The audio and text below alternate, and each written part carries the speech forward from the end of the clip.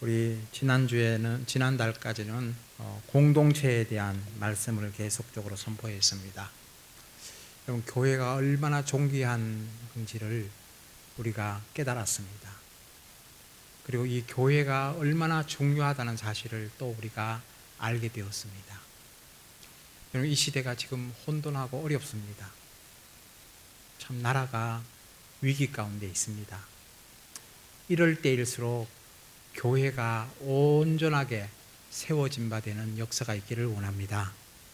교회는 이 시대의 소금과 빛이라 그랬어요. 이 교회가 소금과 빛의 역할을 잃어버리면요, 정죄 능력이 없습니다. 이 시대가 새롭게 될 수 있는 소망이 없습니다. 여러분, 지난달까지 우리 에스겔서를 쭉 아침에 콰이어 타임을 하면서 정말 남유다의 그 부패가 끝내는 이스라엘의 패망으로 이어지는 것을 보았습니다. 남유다의 패망뿐만 아니라 그 주변 국가들도 다 함께 바벨론에 의해서 멸망당하는 것을 보았습니다. 그런데도 우리 아까 집사님이 기도했듯이요, 시드기야 왕은 깨닫지 못하고 애굽을 의지하다가 그는요, 바벨론으로 포로로 잡혀갑니다. 두 아들이 죽임을 당하는 그 비참함을 경험하고 두 눈이 뽑힌 채 바벨론으로 포로로 잡혀가서 거기에서 죽습니다. 지금 굉장히 중요한 시기입니다. 우리도. 저는 에스겔서를 콰이어 타임을 하면서 영적인 소름이 돋더라고요. 와, 이게 그때 이야기만 아니라 오늘날 우리나라의 이야기구나. 정말 우리나라의 지도자들을 위해서 기도해야 됩니다. 똑바른 분별력을 가질 수 있도록 기도해야 되고, 또 이 시대가요, 얼마나 타락했는지를 보게 됩니다. 법이 공의를 잃어버렸어요. 이제 9월 초에 어떤 일이 벌어질지 몰라요. 만약에 제가 말을 좀 아끼겠습니다. 그렇게 되어버린다면요, 이 나라는 소망이 없어요. 진짜 소망이 없어요. 요즘 김정은이가 떠들고 있어요. 야, 남한의 좌파들, 니들도 다 썩어 문드러졌구나. 우파도 그렇고 좌파도 그렇고 진짜 이 한반도에는 우리밖에 없다. 지들은요, 더 악하면서 지들은 깨끗한 척하고 떠들고 있어요. 그러면서 말하기를, 야, 우리 사회주의로 이 땅은 완전히 통합되어야 된다. 이 소리를 듣고 나서요, 야, 이게 이렇게 됐구나. 이런 지경까지 왔구나. 그럼에도 불구하고 많은 사람들은 그게 뭐가 문제인데? 이런 말을 하는 사람들이 있어요. 제가 아는 목사님들 중에서도 그게 뭐가 문제인데?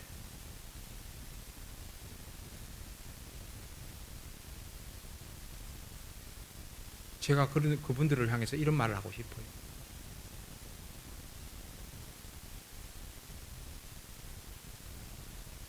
만약 그것이 그대로 되어버리면요, 이 땅에는요, 정의도 없어요. 선과 악의 기준도 없어요. 그러면요, 무너지는 겁니다. 이 땅이 무너지는 겁니다. 여러분, 중국이요, 얼마나 악랄한 나라인지 아시죠? 지금 시진핑이요,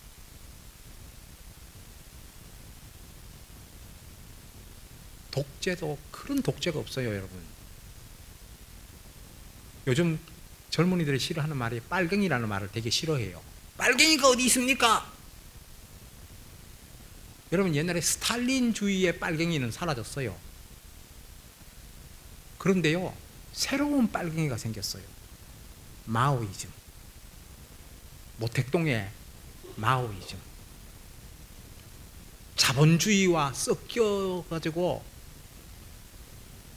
레닌과 스탈린이 이야기했던 그런 어떤 사회주의가 아니라, 공산주의가 아니라 신공산주의가요, 전 세계를 지배하려고 합니다. 지금 위구르족들을 그렇게 탄압하고 있고요. 그리고 홍콩을 탄압하려고 하고 있고, 지금 우리나라도요, 깊숙하게 그 영향력이 들어와 있어요. 지금 정권에요, 어마어마한 돈이 들어와 있어요.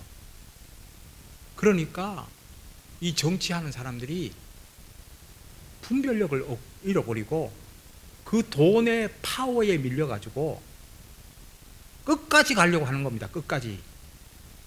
왜냐면 그 기득권을 잃어버리면 돈을 잃어버리거든요.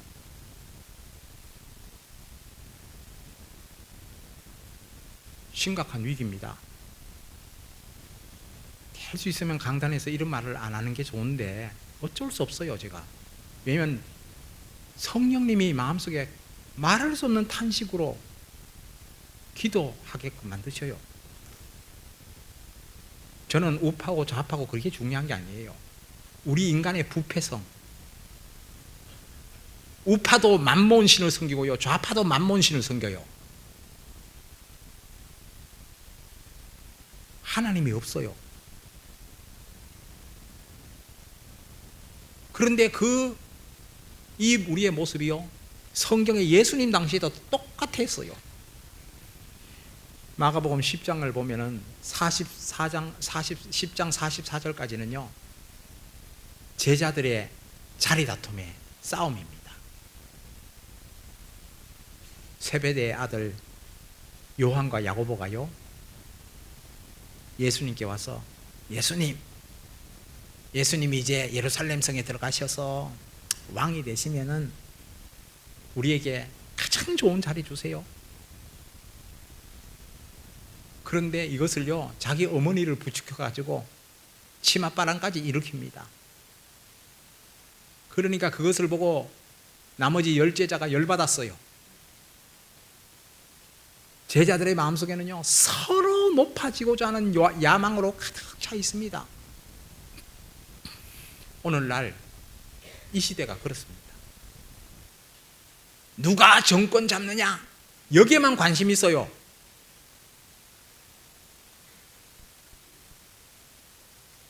그래서 서로 높아지려고 합니다.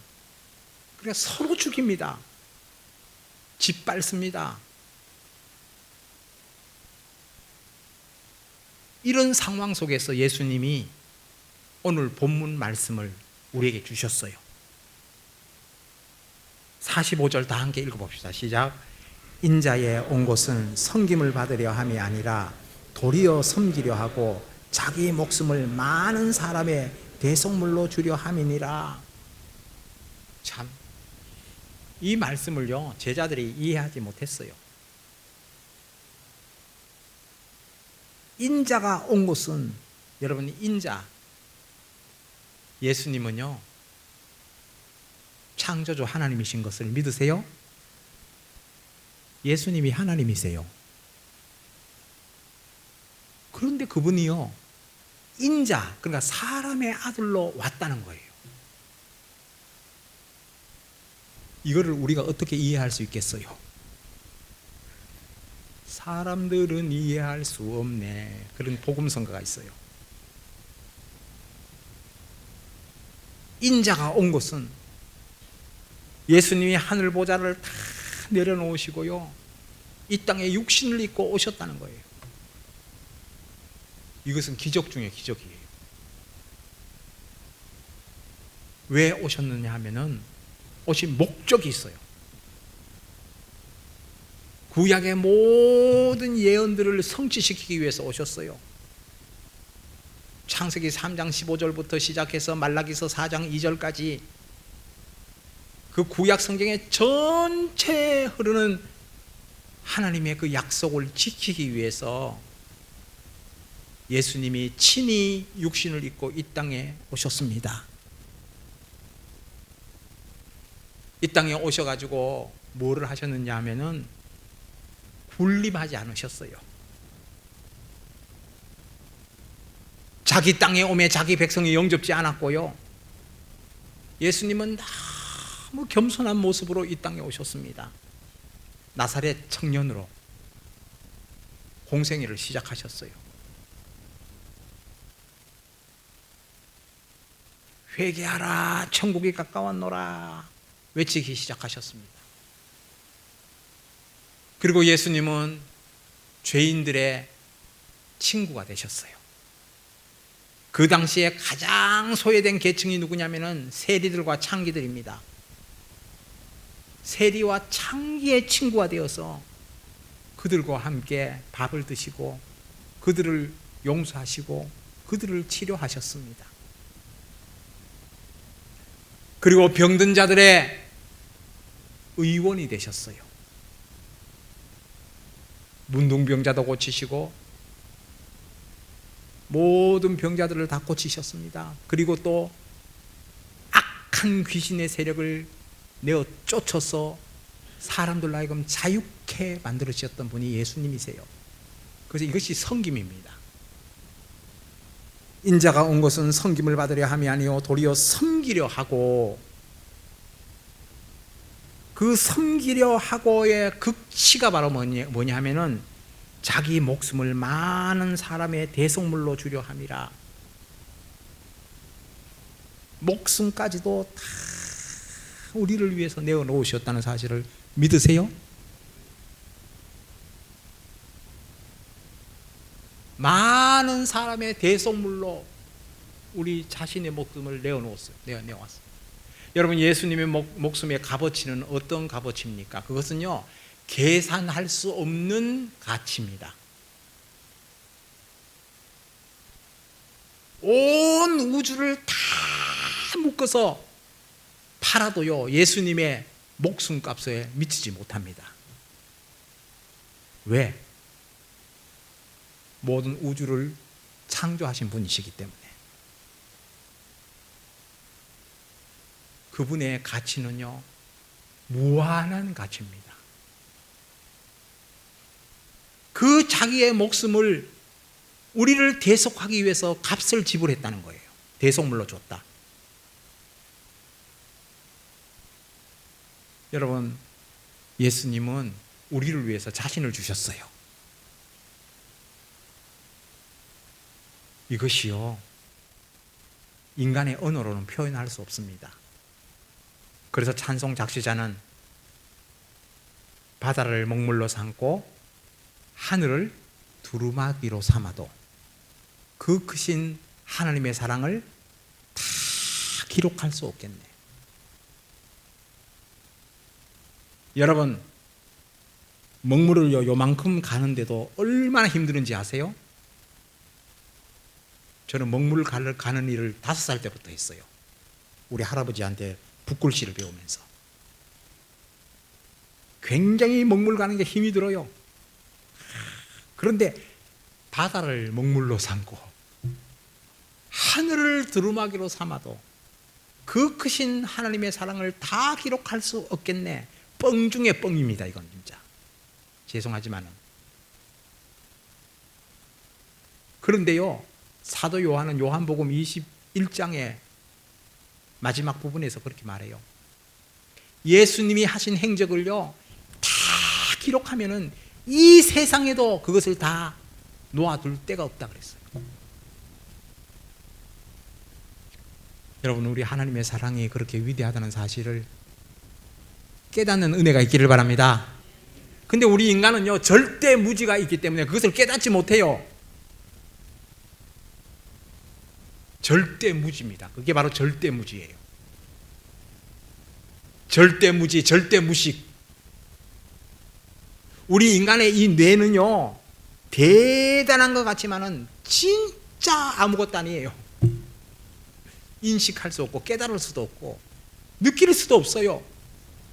그런데 이것을 느끼는 것은요, 진짜 하나님의 은혜입니다.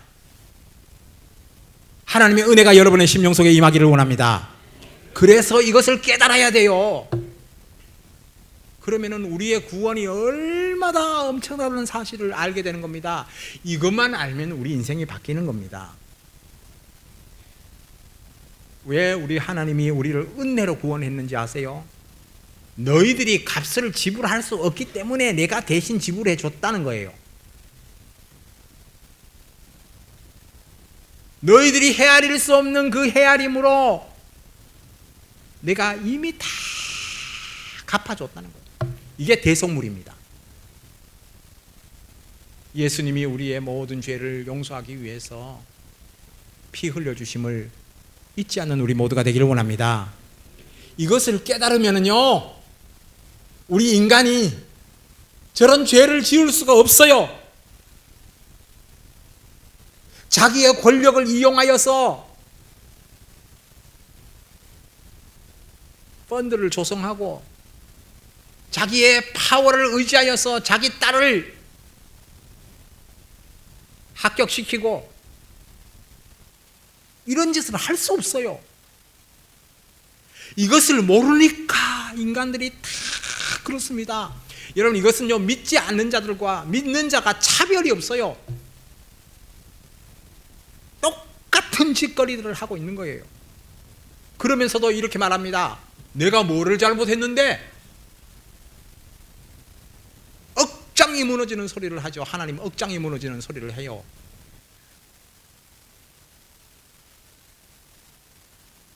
우리가 주님의 대속의 사랑을 안다면은요, 우리는 주님 보좌 앞에 납작 엎드려야 돼요. 납작 엎드려야 돼요. 그래서 주님 앞에 다음에 예수님이 여리고성에서 나오실 때 일어났던 사건이 두 사건이 있습니다. 소경 바디메오를 고치는 사건과 삭개오, 누가복음 19장에서는 삭개오의 이야기가 나와요. 두 이야기가 나와요. 연속해서. 소경 바디메오의 이야기. 이 소경 바디메오는 어려서는요, 눈을 뜨고 있었어요. 그런데 어느 날 그가 눈병에 걸려서 소경이 되어버렸어요. 바디메오라는 사람이요, 아들을 그때부터 구걸하도록 만들었어요. 그래서 바디메오라는 말이 디메오의 아들 바디메오입니다. 바라는 말은 아들이라는 거죠. 여러분, 이 바디메오가 여리고의 입구에 딱 앉아 있었어요. 앉아 있는데 그때 소경들은 귀가 밝아요. 귀가 확 밝아가지고 소리를 듣습니다. 예수님이 지나간다. 예수님이 지나간다. 근데 또 소경 바디메오는 전부터 알았던 게요, 예수님은 바로 다윗의 자손이라는 것을 알았어요. 이 다윗의 자손이라는 것을 알았다는 것은요, 예수가 메시아라는 사실을 지식으로 알았어요. 그런데 예수를 만나지 못한 거예요.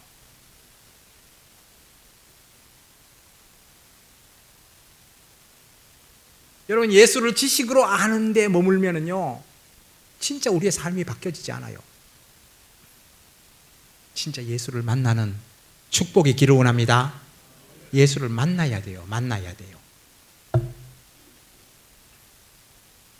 예수님이 지나간다는 소문을 딱 듣고 나서 바디메오는 결심합니다. 이 기회를 놓치지 말아야지. 그래서 소리를 지릅니다. 다윗의 자손 예수여, 나를 불쌍히 여겨 주시옵소서.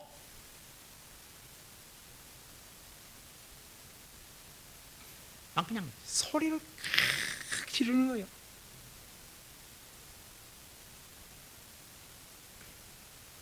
여러분, 우리도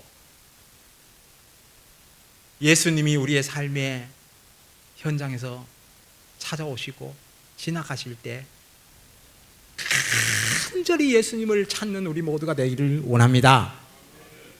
이 나라가 사는 길은 딱 하나예요. 예수를 찾아야 돼요. 예수를.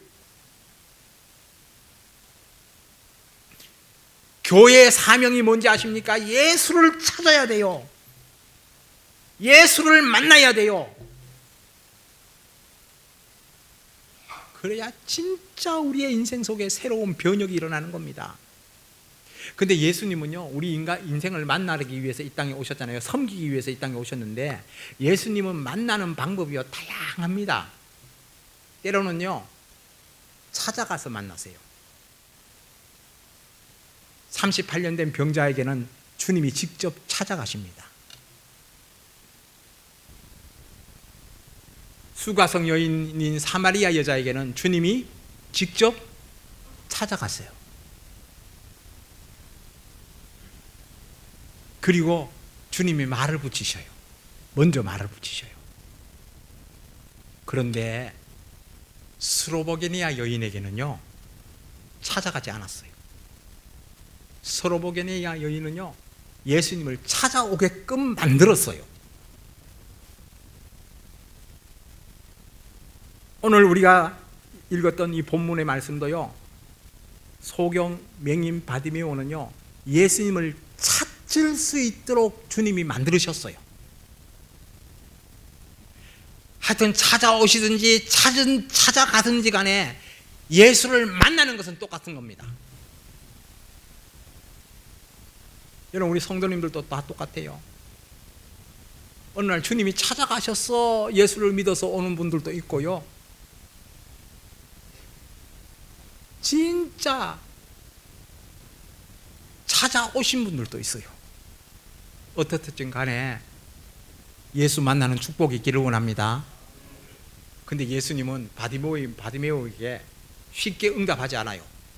그 첫 번째 소리를 듣고 나서도 주님은요 침묵을 지킵니다. 여러분, 주님의 침묵, 님의 침묵입니다.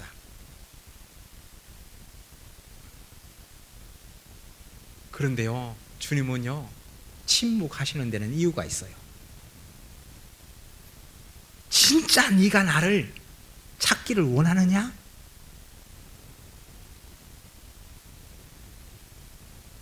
그리고 주님의 침묵도 있었지만은요 또 문제가 있어요. 제자들이 와서 야 시끄럽다, 야 거지 주제에 말이야. 이제 우리 예수님은 예루살렘에 올라가면 왕이 돼, 왕.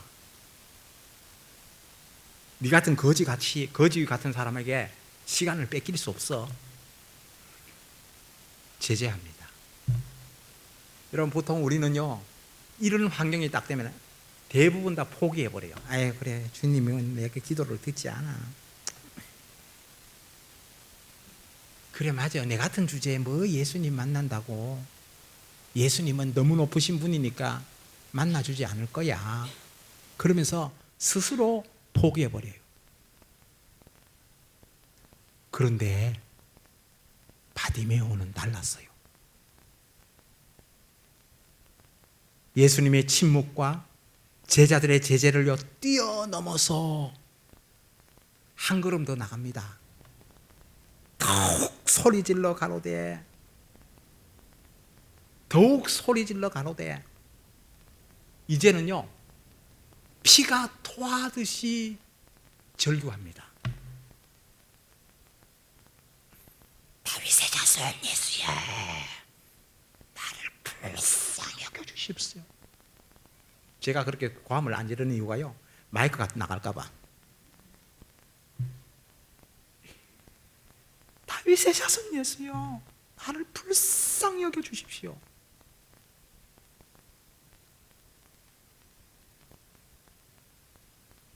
여러분, 한번 부르짖고 끝내지 말고 주님 만날 때까지 부르짖는 저와 여러분이 되기를 원합니다. 한국교회가 지금 주님 만나야 돼. 주님 만나야 돼요. 그렇지 않으면요, 주님 우리를 불쌍히 여겨 주십시오. 이 말은요, 불쌍히 여겨 달라는 말은요, 두 가지 말이에요. 긍휼이라는 단어인데, 심판을 받을 수밖에 없는 우리를 돌이켜서 불쌍히 여겨 달라고 하는 게, 그게 바로 불쌍히 여겨 달라는 겁니다. 이 말은 우리는 죄인입니다. 죄인입니다. 우리에게는 소망이 없습니다. 주님, 우리를 자비의 손으로 만져 주십시오 라고 기도하는 겁니다. 이 기도가 너무너무 필요한 시대입니다. 우리가 다 주님께 부르짖읍시다. 너는 내게 부르짖으라. 내가 내게 응답하겠고. 주님이 약속하셨잖아요. 여기 부르짖는다는 말은요, 내 생명을 다하여, 내 힘을 다하여, 내 목숨을 다하여서 주님을 찾는 거예요. 목마른 사슴이 시냇물 사모함같이 내 영혼이 주를 찾기에 갈급하나이다. 여러분, 이 시대를 놓고 여러분 기도하시죠? 저는요, 3일 전에요, 기도하면서 하나님이 기도 제목을 명확하게 저에게 가르쳐 주시더라고요. 이 시대를 놓고 이렇게 기도하라는 거.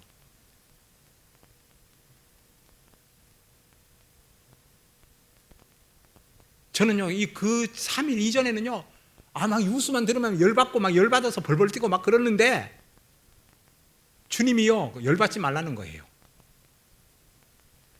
열받지 말고 진짜 기도 제목이 이것이다.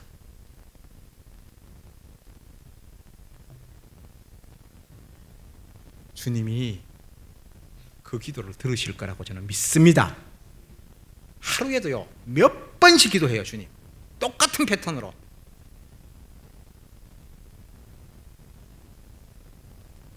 여러분,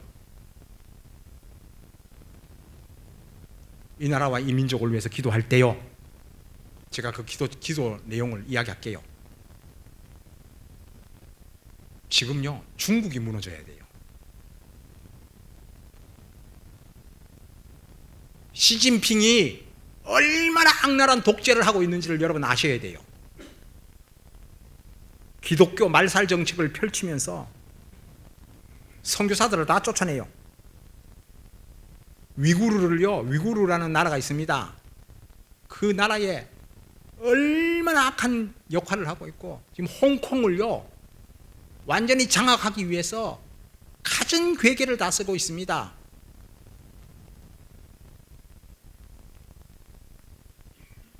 일대일로가 무너져야 돼요. 여러분, 중국 사람들은요, 항상 다른 나라로 속구로 만드는 그런 습성이 있는 나라예요. 여러분, 우리가 일제 강점기가 굉장히 어려웠지만은요, 실질적으로 조선 이시 왕조의 중국의 압제가 너무너무 혹독했습니다. 아세요?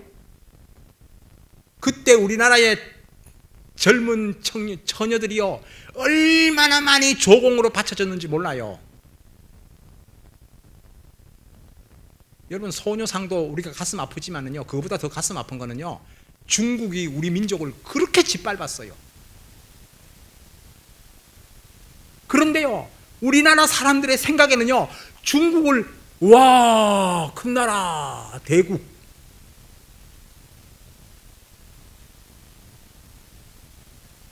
중국은 대국이 아니에요. 악한 독재 국가입니다. 시진핑이 무너지도록 기도하고, 여러분, 시진핑이 무너져야 북한도 무너집니다. 김정은이 무너지도록 기도합시다. 그리고 한국 안에 있는 진짜 잘못된 생각을 갖고 있는 사람들이 바뀌어지도록 기도합시다. 저는 그들이 무너지도록 기도하다 이런 말 안 해요. 바뀌어지도록 기도하다. 그들은 바뀌어질 수 있는 가능성이 있어요.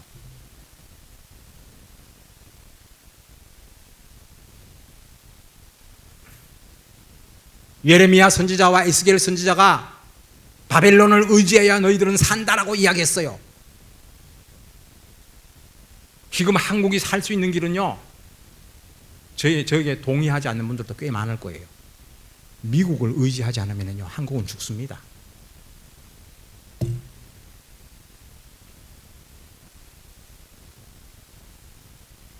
저는 그게 기도 제목이에요.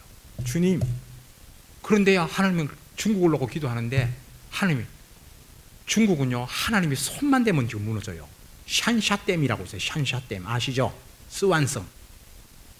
샨샤댐이요, 구글 지도로 보니까 구부러졌어요. 이렇게. 이거요, 순식간에 뭐. 근데 샨샤댐을 건축할 때 중국의 어떤 과학자가 이런 예언을 했어요. 10년 내에 무너질 것이라 그랬어요. 여러분, 샨샤댐이 무너지면은요, 상하이까지 물바다가 돼요.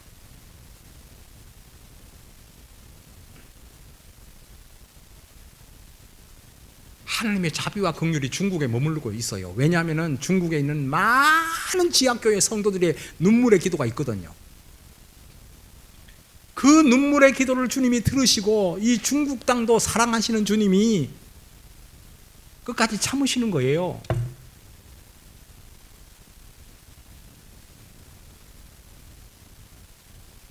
그래서 우리 민족이 다시금요, 에스겔서에서 계속 강조하는 말씀이 있거든요. 내가 여호와인 줄 너희가 알리라. 내가 여호와인 줄 너희가 알리라. 여러분, 하나님이 하나님 되심을 선포하는 이 민족이 되기를 원합니다. 그러면서 우리 젊은이들이 막 주님께로 돌아와야 돼요. 교회가 일어나야 돼요. 지금 좌파와 우파의 전쟁이 아니에요. 하나님과 우리 인간 사이에 그 악의 축이 있다는 사실을 알고 그것의 전쟁이에요. 영적 전쟁이에요. 저는 이 소경 바디메오를 보면서요, 비록 그가 맹인으로서 정말 거지 같은 삶을 살았지만요, 그는요 진짜 중요한 것이 무엇인지를 알았어요. 여러분, 우리가 소경 바디메오 같습니다. 눈은 뜨고 있지만은요, 맹인이에요. 어떻게 살아야 될지도 모르고 방향도 몰라요. 우리가 이제는 부르짖어야 돼요. 다윗의 자손 예수여, 우리를 불쌍히 여겨 주시옵소서라고 부르짖는 우리 모두가 되기를 원합니다. 그러니까 예수님이 딱 멈춰서잖아요. 두 번째 부르짖음에 불러와라. 참, 이 얼마나 놀라운 축복입니까? 그러니까 바디메오가 너무 기뻐가지고요, 겉옷을 내어 버려 두고, 이 소경은요, 겉옷이 재산의 1호예요. 재산 1호입니다. 재산 1호인 겉옷도 팽개쳐버리고 예수님께로 직행합니다.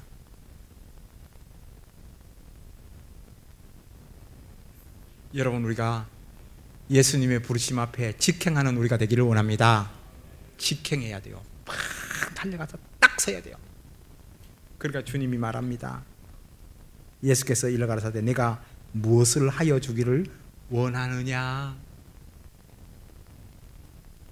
예수님이요, 내가 무엇을 하여 주기를 원하느냐.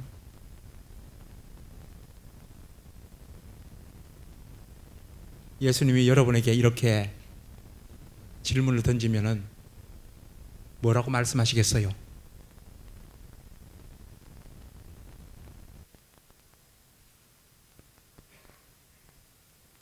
생각해 놓으셨어요? 아무 생각 없는데요. 저는 어떤 데는요, 기도 제목이 뭡니까? 그러니까 목사님 알아서 하세요.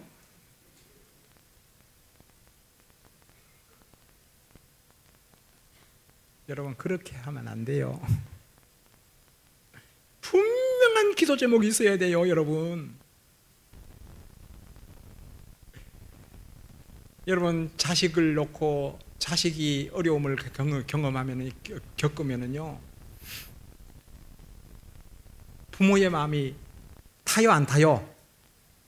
타잖아요, 그죠? 그러니까 소경이 말합니다. 주님, 내가 선생님이여 보기를 원하나이다. 보기를 원하나이다.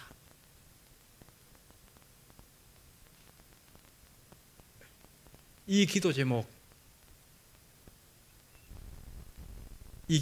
우리의 기도 제목이 되기를 원합니다. 주님, 우리가 좀 보기를 원합니다.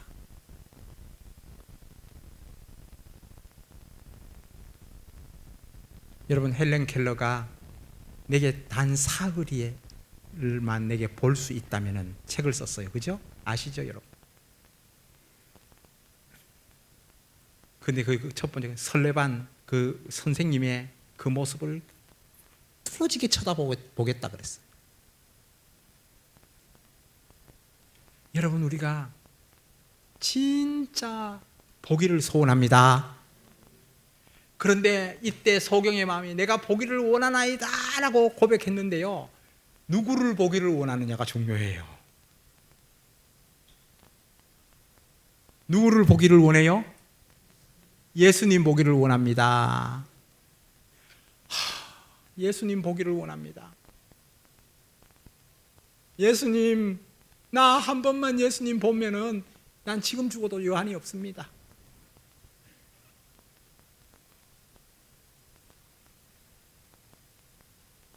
예수님 한 번만 보면은 나는 지금 죽어도 여한이 없습니다. 헬렌 켈러가 난 사흘만 볼 수만 있다면은 나는 설레반 자기의 그 스승님을 보기를 원한다고.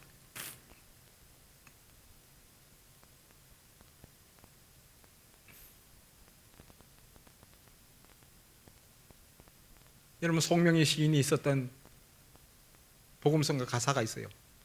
똑바로 보고 싶어요 주님. 그 복음성가 맨날 삐딱하게 이렇게 해서만 볼 수 있는 게 송명의 시인이었거든요. 똑바로 예수를 봐야 돼요.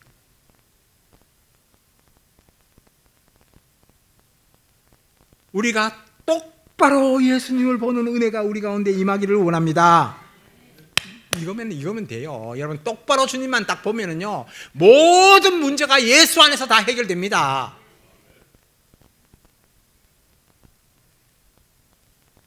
우리가 예수를 똑바로 보지 못하기 때문에 문제가 되는 거예요.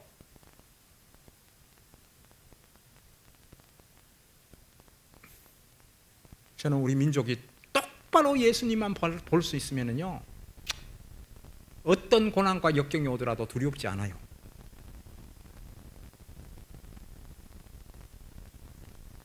어떤 물결 위를 걸어가도요, 빠지지 않습니다. 그러니까 예수께서 52절에 보면은요, 52절 다 함께 읽어봅시다. 시작.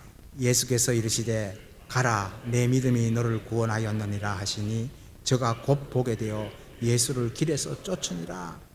예수가 말씀하십니다. 가라, 고! 내 믿음이 너를 구원하였느니라.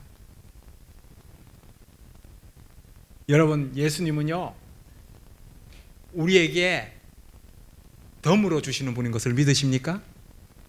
눈만 뜨게 하는 게 아니라요, 너를 구원한다. 이 구원이라는 말은 온전하게 구원한다는 거예요. 영혼육 전체를 내가 구원하겠다는 거예요.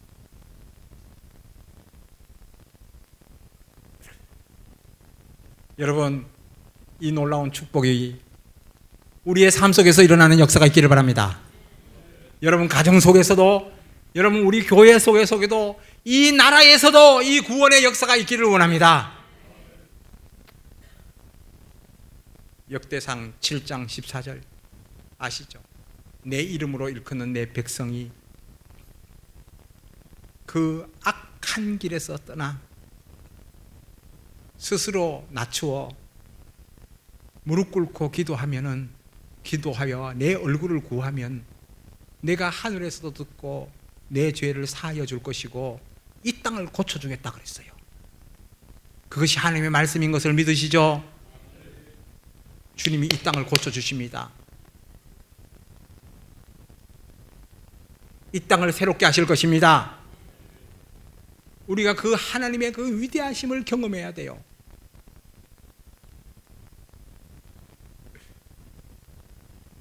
저의 마음속에 이 안타까움이 있어요. 주님, 저도 똑바로 예수를 볼 수 있도록 도와주십시오.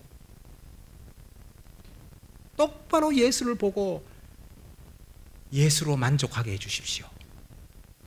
내 안에 사는 이 예수 그리스도니 나의 죽음도 유익함이다 라는 고백을 할 수 있게 도와달라고 그렇게 기도하고 있어요. 그날이 속히 이루어지기를 바랍니다. 그래서 예수님이 이 땅에 오신 목적이 바로 영혼 구원이에요. 로마 정권을 뒤엎는 데 목적을 두지 않았어요. 예수님은 그렇지만은 역사를요 다 주관하세요. 다 통치하십니다. 전능자이십니다. 우리나라의 미래도요 주님의 손에 달려있다는 사실을 깨닫는 우리가 되기를 원합니다. 우리가 순종하면은요 하나님 우리 민족을 통하여서 열방을 섬길 것이고, 우리가 불순종하면은요, 제가 이런 말을 하면 참 무섭지만은 열방으로 포로로 잡혀갈 거예요. 포로로 잡혀가가지고 그때야 비로소 바벨론 포로들이 깨달았듯이요 시온의 노래를 부를 겁니다. 후자가 되지 않도록 기도합시다. 우리가 다시 한번 이 구원을 통하여서는 계속 제가 이 영혼 구원에 대해서 초점을 맞춰서 메시지를 전합니다. 정말 예수님이 이 땅에 오셔서 어떤 일을 하셨는가, 그리고 교회가 어떤 일을 해야 될 것인가 참을 깨닫고 우리 주님 앞에 서는 우리 모두가 되도록 이 시간 기도하겠습니다. 기도합시다.